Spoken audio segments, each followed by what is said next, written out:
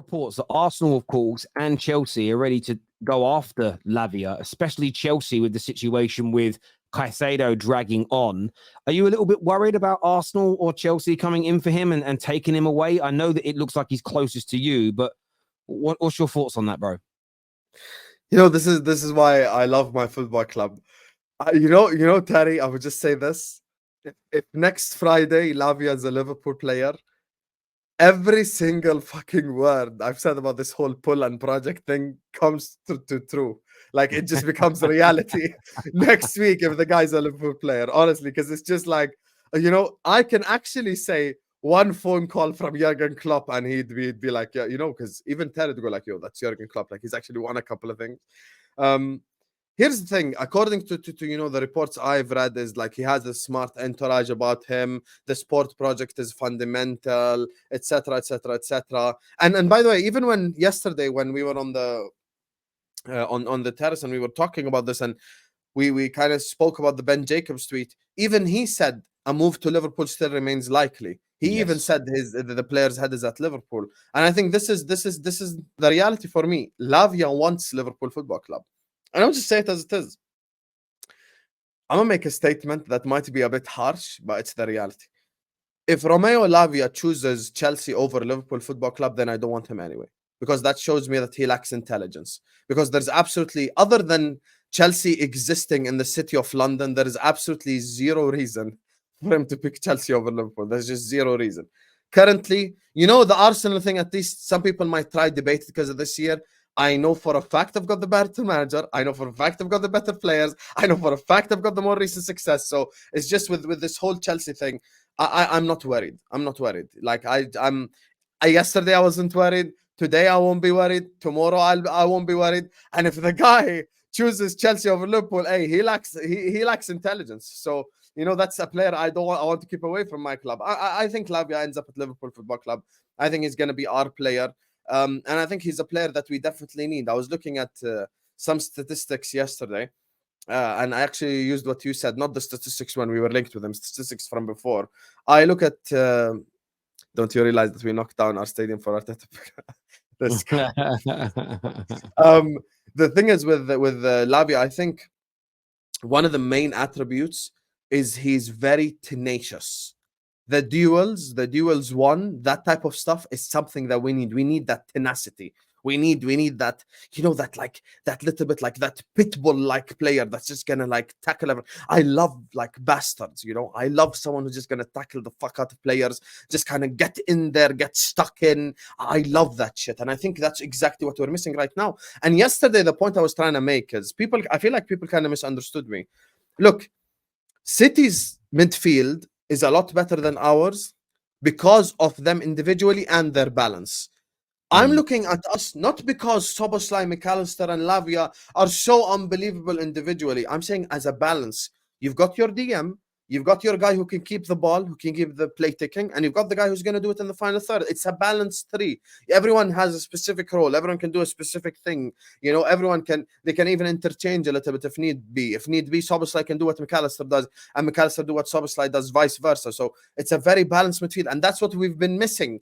And the difference between me and other Liverpool fans is Liverpool fans pick and choose who they want to back from the class players. I don't want to sell Salah. I don't want to sell Van Dijk. I don't want to sell Fabinho. I don't want to sell Trent. I don't want to sell Alisson. I don't want to sell any of them. I'm saying this season is not a true representation of their level. Let me fix the engine in the car, and then I'm gonna actually check: do the tires work? Do the spoiler work? Do everything work? Because I can't check it when the engine ain't working.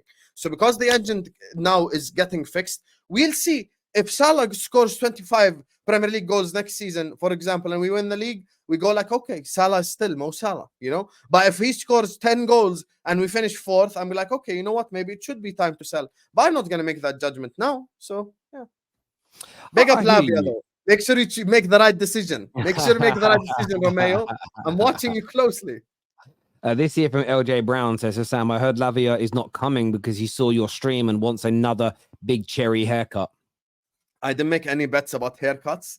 I've learned my lesson. My hair's growing back, step by step. But I probably need another month before it's actually fully grown again. Jay here says, is Liverpool's squad that much better than Arsenal's considering age, potential to improve, and recent performances? Would love to hear your opinions. Yes. Yes, we are better considering everything because, Jay, this is not FIFA. As soon as a player hits 30, it doesn't mean he's finished. It doesn't mean he's done out here. He can still play football for 4 or 5 years due to sports science, due to the developments in football. We've got 5 world-class players. You don't. We have game winners. We've got match winners. If I ask right now, the top 10 managers on earth, would you rather have Salah or Saka? They tell you Salah. Would you rather have Van Dijk or Saliba? They say Van Dijk. Would you rather have Trent or whoever the fuck plays for you at right back? They choose him. And that's nothing against you. That's because these players have been there, done that. When you say to speak about potential, that's a different conversation. But you need to understand, players that are joining a football club aren't looking around for potential. When Lavia joins Liverpool Football Club, he's not going to go like, oh, you know what? Curtis Jones has so much potential. Who gives a fuck about potential? He's looking at the teammates, who they are right now. So for me, currently, Saliba's not Van Dijk level. Ramsdale is not Alisson level. Your players are not our player level yet until they win something. What Arsenal players do you think get into the Liverpool team? That's just hypothetical. You've signed Lavia now. So you've got Lavia through the door. What Arsenal players get into your team if they're all fit? Okay, I will not exaggerate. I'm actually going to be honest. If my combined 11 quickly would be Alisson, Trent, Van Dijk, Konate, Robertson, Rice, I'd say McAllister and Odegaard. I'm going to give Odegaard that respect. I say Salah. I'd say Jota, definitely. And then I'd say probably play Saka on the left. So I'd say two players, maybe Saka and three. Saka, Odegaard, and Rice. Yeah. 3 Liverpool players, 3 Arsenal players get into the Liverpool team. That's interesting. How confident are you then? The season starts 2 weeks tonight. How confident are you that Liverpool, I know you think you'll challenge. Yes. I also know, I think you believe City are the favourites. Am I right in saying that? Yeah.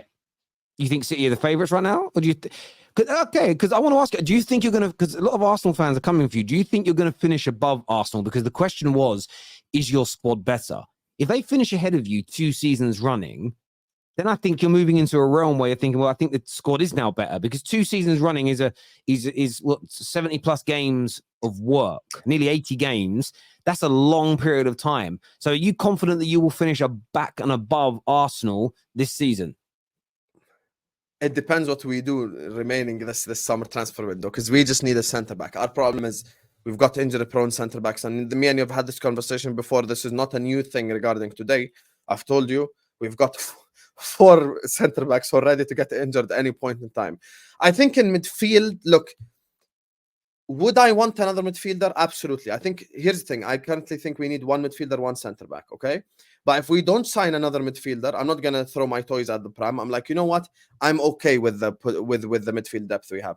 But that centre back, we need it. And Arsenal, funnily enough, the Arsenal fans are like, haha, you got him. Depth is the reason why you didn't win the league anyway. Isn't the reason why you didn't win the league is because Holding played over Saliba? So you didn't get shit. So because I don't trust Gomez and I don't trust Matip, if Konate goes down with an injury, I don't trust either of them to come in there. Now, if we live in utopia where no one gets injured and, it's a happy days and stuff, then I think Liverpool Football Club are going to challenge. And that missing piece is what's stopping me from saying win it. So that's why I come back to reality and I say, let me finish this transfer window and I'll tell you win it or not. But I have a top 3. I think it's a 3-way title race. Arsenal, Liverpool, Man City are all going to challenge for the title next season. I hear you on that. And you see, and by the way, sorry, sir, before you go, you see how that changes. Remember the Kane topic earlier on. I'm not delusional. If you sign Harry Kane, I'll come on here directly and I'll tell you United are challenging. I'm not dumb. So this is a fluid situation. That's why August 30, when the thing switches off, you know me, I always put my balls on the line. It's like I'm scared. I'm gonna make my prediction. You know that already. No, I hear you on that. Look, I think everything changes. I don't quite think Liverpool are in a title race just yet. Again, they've got to get Lavia through the door. I haven't watched any of your pre-season either, so I'm not looking at how things look. If the likes of Gakpo and Darwin go up a level, then absolutely. I think that's what you need, because you can't, as good as Salah was last year, you miss Mane in terms of what Mane brought to Liverpool, not the individual, but when I'm talking about when you challenged for the title, when you won the Prem, when you were in the title race, when you won the Champions League, you had world-class player on the left and on the right attacking, and at the very least their numbers were world-class, and you need that. You can't have both players struggling to score goals, going many games without scoring. You need them to be consistent as an example. The 100%. midfield obviously being overhauled, which will help. I still think there's some question marks over your defense. I still think there's some question marks. And by the way, it could be a new midfield stops all those problems and all those mistakes and all those leaked opportunities.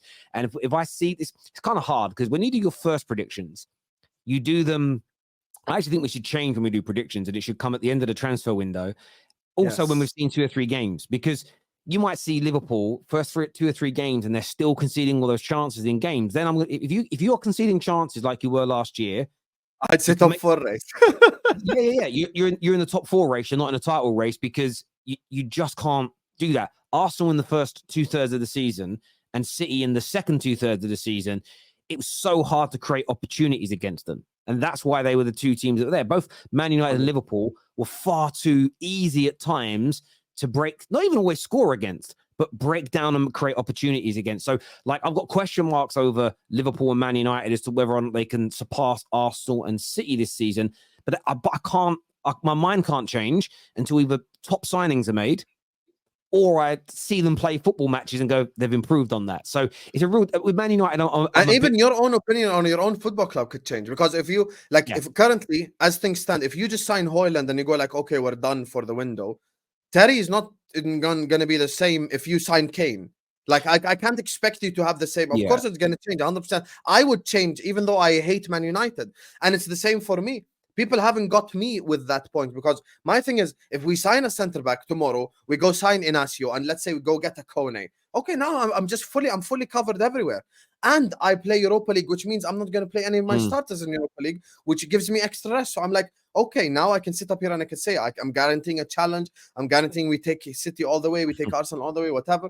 It changes, but I need the transfer window to finish first. Yeah, no, again, with me, when I've spoke about putting ourselves into the title race, that Amrabat and Hoyland joining, we only sign Hoyland, no Amrabat. My mind changes instantly. And I think that's the problem when you're doing predictions again on the 28th of July, that we don't know the outcome of the transfer window. And Twisted Bubba here says, Terry, you can't bet on a horse race after it starts.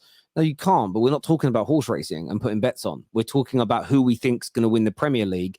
And your opinion changes because it's not even a marathon. It's a 10-month slog, and your mind changes. And if you predict City to win the league, like most people probably will, and right now they're my favorites, but then come December, they're 20 points off the top. And somebody asked you in December, who do you think is going to win the league? No one, well, some people might still say City are going to claw it back.